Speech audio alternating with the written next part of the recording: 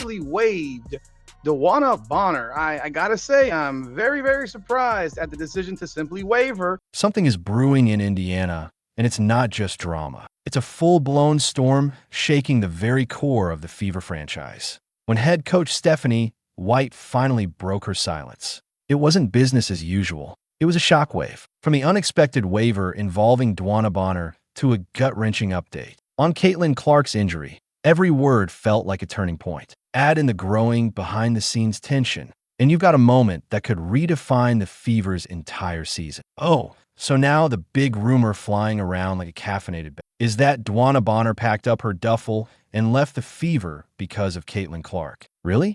That's the storyline now? That's the narrative we're running with? Please, somebody cue the laugh track, because that theory is straight up comedy gold. If that's the excuse, it's not just weak, it's ankle sprain level limping. Let's be real, blaming your exit on a rookie is like quitting your job, because the intern uses too many exclamation marks and EOs. Doesn't hold up, doesn't make sense, and it definitely doesn't earn sympathy points. Bonner didn't walk, she bolted, like the house was on fire, and she just remembered she left her career on the stove. The way she dipped, you'd think Caitlin Clark had shown up with a boom box and bad intentions. But here's the plot twist nobody asked for. This wasn't Caitlin's fault. Caitlin Clark didn't waive Bonner. Caitlin Clark didn't draft strategy shuffle minutes or decide who gets locker room snacks. She was too busy rehabbing an injury and trying not to get trampled by the media circus that follows her everywhere, like a Kardashian with a clipboard. So let's stop pretending this was some tragic tale of veteran versus rising star. This wasn't a Shakespearean conflict. This was one woman,